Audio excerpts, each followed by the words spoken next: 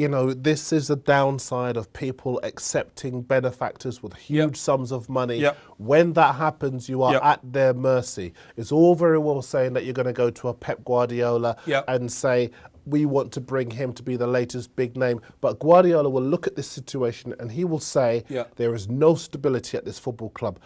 The last player they brought through their academy that has been a regular in the side, John Terry, 1998. Exactly. Compare that with Barcelona. Didn't Huth come? Yeah, but a week after. I think Huth came a week after. But anyway, whatever. Listen, let's get up to the Sky World. It's very interesting you're talking about that, and you mentioned Spain. Tim Stannard, La Liga Loca, is on the Skype wall now. It's always Tim, it's always great to have you on the show. Thank you very much indeed. But a really, really important day in the annals of English football here, because obviously AVB's gone yesterday, and the wildest pundits in the world are saying, well, the greatest manager in the world, of course, is Guardiola, who runs Barcelona. Could he possibly ever be tempted to leave Barcelona and come to Chelsea? Chance.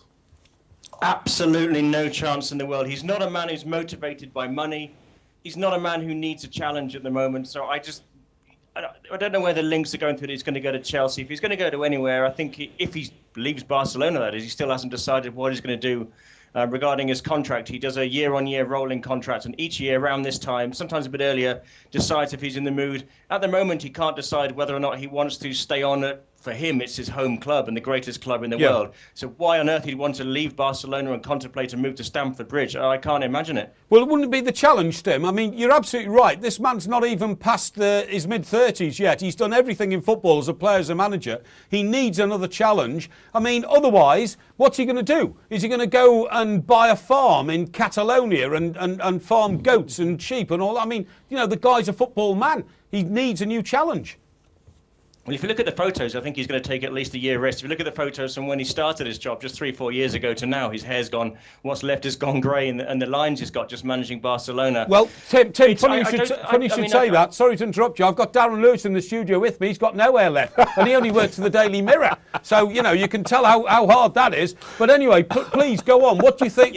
Let me ask you, let me redirect the question, please. I heard a ridiculous proposition today that he might even go to Real Madrid when Jose leaves and comes to Chelsea. That's impossible. That's ridiculous, yeah. Exactly. Who in Spain would be a candidate to come to this country? Maybe not even for Chelsea.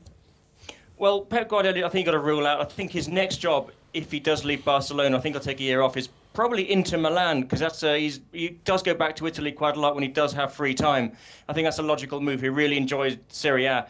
And there's talk in the past that he actually quite secretly pops along to go and watch Arsenal, so that's a move to look out for in a few years' time. You're right, he does need new challenges, but he's a very instinctive manager. He needs to feel very comfortable, very happy where he is and with his players. And if he did go to Chelsea, I can tell you what, that'd be bad news for people in the Chelsea dressing room who he consider troublemakers. Look at the players he's moved out in the past. Eto'o, Zlatan, Deco, Ronaldinho, big personalities. He's kicked them out. It's hard to see Jose Mourinho going back to Chelsea. Every move he's made, as you could say, has been a step up or a step sideways. From Porto to Chelsea to Inter Milan to Real Madrid. Why go back to Chelsea?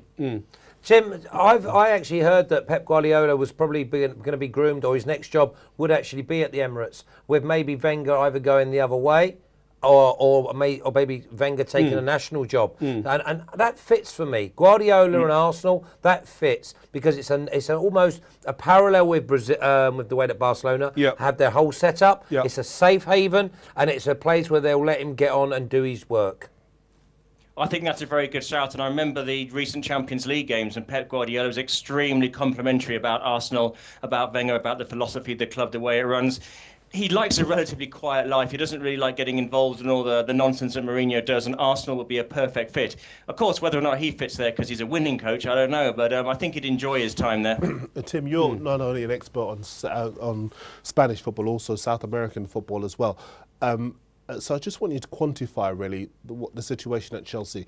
Is it now become the least attractive job in world football? I think it is, because I was saying before you came in, I can't see Jose going there, I can't see Pep going there, and I can't see many of the leading figures in world football looking at that job and thinking, there's a job that really does appeal to me, precisely because of the lack of time you have, whether you were successful or not. I think you're right. I think what you are going to see is people who have been around a very long time and want to pick up one more payday, and they know that they've got 1 year. So people who know exactly what they're walking themselves into. So maybe you won't get the top coaching talent. You'll get people perhaps on the other side of their career. So, of course, you're always going to attract people. If Chelsea come along and offer you some money to come along, and you know in 6 months' time you're out of there with a big payoff, they're always going to get people. But they're not going to get the best people anymore. I think the move with Villas-Boas, he just didn't seem to be backed. He didn't in what he wanted to do. There's so many things he could have done, maybe, and he didn't. Maybe he wasn't the right man, but they're not going to get anyone of the calibre they need to sort of reboot the project, really. Tim, I thought you was going to say they're not going to get anyone of the calibre of who they've already had.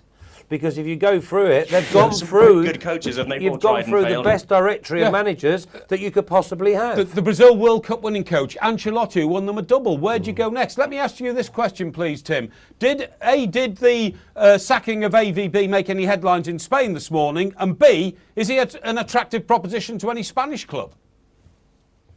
It made almost no headlines in Spain, I'm afraid. They're interested in here, the latest refereeing conspiracies between Barcelona and Real Madrid, and Piqué actually saying that him getting sent off was a premeditated decision because he fell out with a ref. So the AVB, it got certainly headlines in the international section, but it's not really a big story yet. It may do during the week as Mourinho does get linked, but he's doing everything he can to avoid the press at the moment. He's actually gone to Munich on Monday. Yeah. So Bayern Munich for Jose Mourinho is going to be the next big story. Stay ahead of the game with Sports Tonight Live.